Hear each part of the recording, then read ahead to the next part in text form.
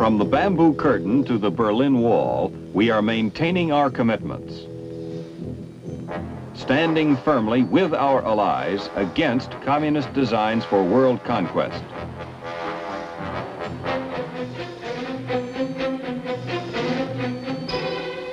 This wall has become a clear-cut symbol of tyranny in modern times.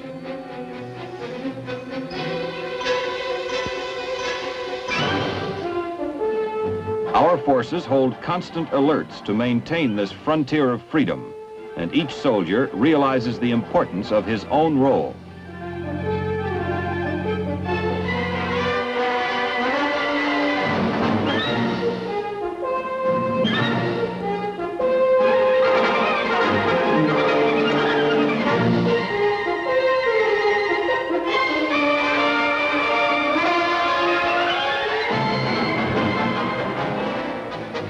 Despite periodic delays, our forces maintain their right to travel through communist East Germany to reach West Berlin.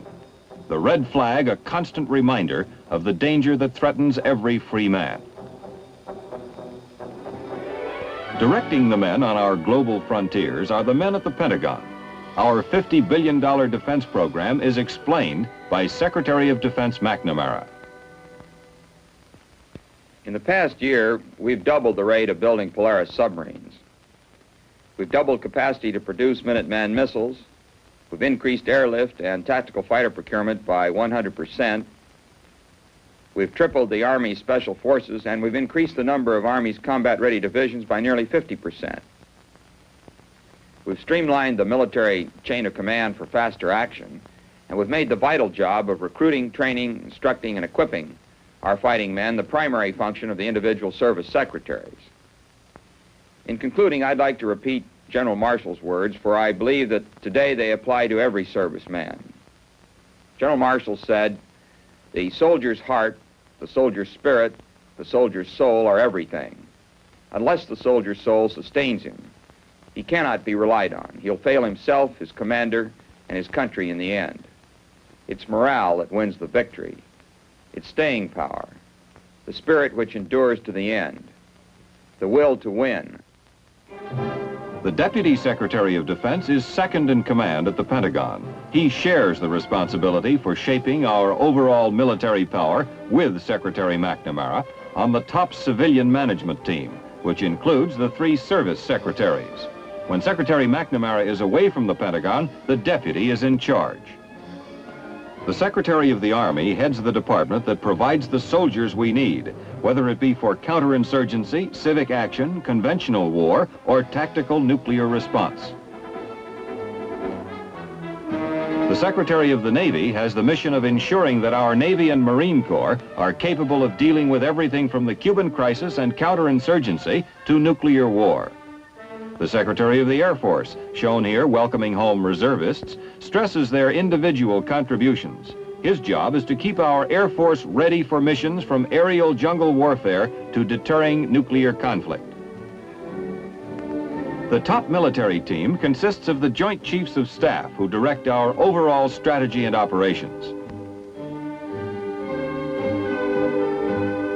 General Wheeler represents the Army. Admiral Anderson is the Navy member. General LeMay heads the Air Force. And General Shoup is Commandant of the Marine Corps. The new chairman is General Maxwell D. Taylor, who assumed office October 1st, 1962. I'm looking forward with real anticipation to my new assignment in the Pentagon and a service as chairman of the Joint Chiefs of Staff. I find in this building, the old Pentagon, a new atmosphere and a new approach to the problems of defense, which to me are most heartening. I refer to such things as the rediscovery of the need for conventional forces, the recognition of subversive insurgency as an important form of modern conflict, and the willingness to make hard decisions in the controversial areas of defense. In recent years, the Secretary of Defense, through the Joint Chiefs of Staff, has directed the far-flung military operations of the unified commands composed of all services. Also, there are specified commands, which means single service commands, such as the Strategic Air Command. There are 9 in all, Depending on the military crisis of the moment, the Joint Chiefs can designate the appropriate command for action. The Atlantic Command, with headquarters at Norfolk, Virginia, handled the Cuban crisis with Admiral Dennison at the helm.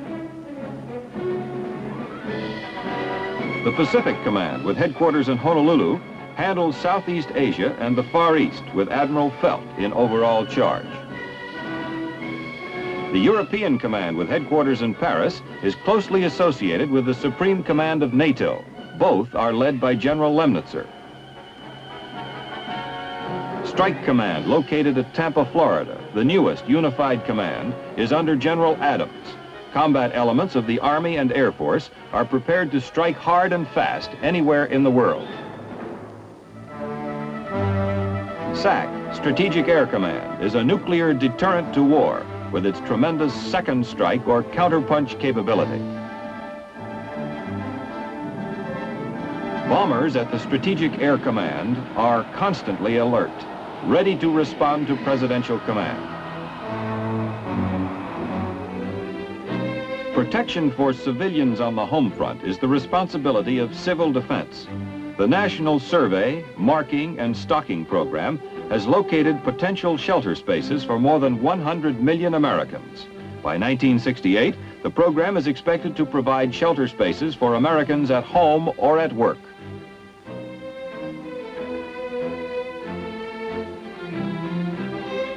The Women's Army Corps and sister services, the WAVES, WAFs, and Women Marines, continue their fine work as an integral part of our defense forces. And a century after Clara Barton of the American Red Cross helped the wounded in this Civil War setting, the traditional role of nurses in war and peace has expanded around the world. During the past year, Army nurses went to earthquake-shattered Iran, where U.S. field hospitals ministered to the victims. Air Force planes flew in vitally needed shelter and other supplies, as they have done for a dozen countries stricken by earthquakes, famine, or flood.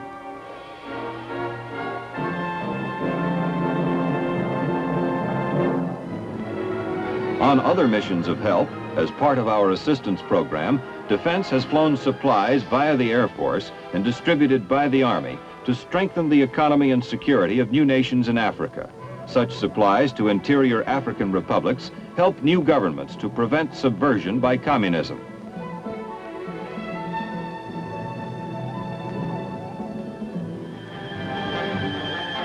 Since the Berlin crisis of 1961, the nation relies more than ever upon its citizen soldiers, sailors, and airmen.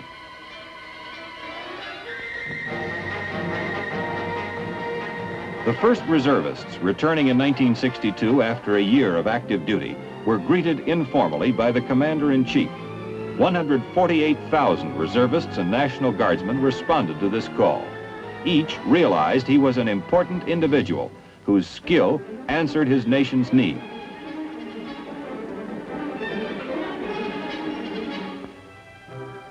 Reorganization of the National Guard and Reserves, announced in December 1962, will provide more combat-ready units, streamlined to meet Cold War requirements of the future. Physical fitness as well as mental alertness is still basic for all who serve in our armed forces.